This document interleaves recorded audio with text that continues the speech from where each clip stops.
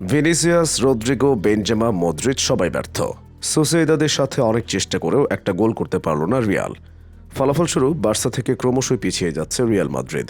আগে ছিল 3 পয়েন্টের ব্যবধান, এখন সেটা বেড়ে দাঁড়িয়েছে 5 পয়েন্টে। একই অবস্থা পিএসজির। মেসি, নেইমার, এমবাপ্পেকে রেখেও দুর্বল রেমসের সাথে একই গোলে ড্র করে।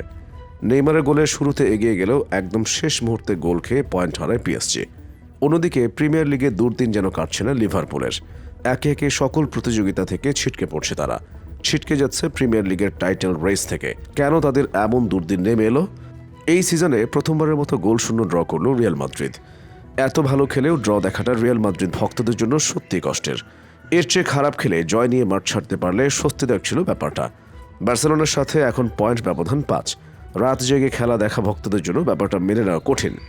লিগ শিরোপা জয়ের আশা এখন আস্তে আস্তে ফিকে হতে চলেছে। পুরো ম্যাচ দুর্দান্ত খেলেও গোল না পাওয়ার পেছনে সবচেয়ে বড় কারণ দুর্বল ফিনিশিং। পুরো ম্যাচে অসাধারণ খেলেছেন ভিনি, রদ্রিগোরা, কিন্তু ভিনির ফিনিশিংয়ে এখনও রয়ে গেছে কিছুটা দুর্বলতা। বেনজেমা যেন নিজেকে হারিয়ে খুঁজছেন। সব মিলিয়ে একটা কঠিন সময় পার করছে রিয়াল মাদ্রিদ। যদিও রিয়াল কোচ আনচেলত্তি পরাজয়ের পরেও দলকে নিয়ে সন্তুষ্ট। পুরো ম্যাচে সুন্দর ফুটবল খেলায় দলকে সাধুবাদ জানিয়েছেন তিনি। তবে দিন শেষে এটা স্বীকার করে নিতে হবে, শুধু সুন্দর ফুটবল দিয়ে হয় না, ম্যাচ জিততে হয়। ফুটবলটা দিন শেষে গোলের খেলা, এটা ভুলে গেলে চলবে না। বিশ্বকাপের পর থেকে পিএসজির অবস্থা খুব খারাপ যাচ্ছে। মেসি, নেইমার, এমবাপ্পের মতো এমন হেভিওয়েট খেলোয়াড় দলে নিয়ে যখন এমন ফলাফল আসে, তখন আসলে দর্শকদের জন্য সেটা মেনে নেওয়া কষ্টকর। লিগের খেলা দেখলে বোঝা যায় তারা বর্তমানে কত বাজে ফুটবলের মধ্য দিয়ে যাচ্ছে। মিডের অবস্থা বলতে গেলে একদম নিষ্ফলা। পিএসজির এই মিড থেকে ভালো কোনো ক্রিয়েটিভ বল সাপ্লাই খুব কমই হয়।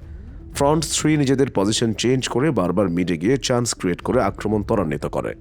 মেসির পিএসজি দলের পজিশন নিয়ে এখনও সন্দেহান। নিজেকে এমন জায়গায় খুঁজে পায় মাঝে মধ্যে যেখান থেকে গোল করাটা অনেক কঠিন হয়ে যায়। আবার পিএসজির কিছু খেলোয়াড় বিশেষ কিছু মুহূর্তে মেসিকে পাস দিতে ভুলে যায়। যেই পজিশন থেকে গোল করা সম্ভব এরকম বল মেসি খুব কমই পায়।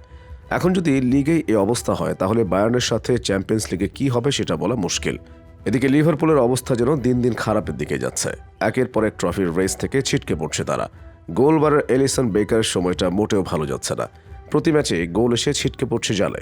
ফর্মে নেই সালা, ফিরমিনো। সাদিও মানে যাওয়ার পর থেকে ভালো কিছুই আর হচ্ছে না দলটার সাথে। একের পর এক ম্যাচ হারছে, প্লেয়াররা পড়ছেন ইনজুরিতে। মিডফিল্ড বলতে কিছু নাই। এতদিন ফাবিনহো ভালো সার্ভিস দিচ্ছিল, এখন আর নেই। হেন্ডারসন নিয়মিত স্টার্টিংয়ে থাকে না, এক একদিন এক এক রকম মিড খেলাচ্ছেন ক্লাব। ওইদিকে ফ্রন্টে ফিরমিনো, দিয়াজ, জোটা ইনজুর্ড, সব মিলিয়ে একটা কঠিন সময়ের মধ্য দিয়ে যাচ্ছে প্রিমিয়ার লিগের এই সেরা দলটি। তবে সব সময়ের মতো লিভারপুল সমর্থকরা এখনও আছে দলের পাশে। এনফিল্ডে এখনও একটা বাক্য উচ্চারিত হয়, you will never walk alone.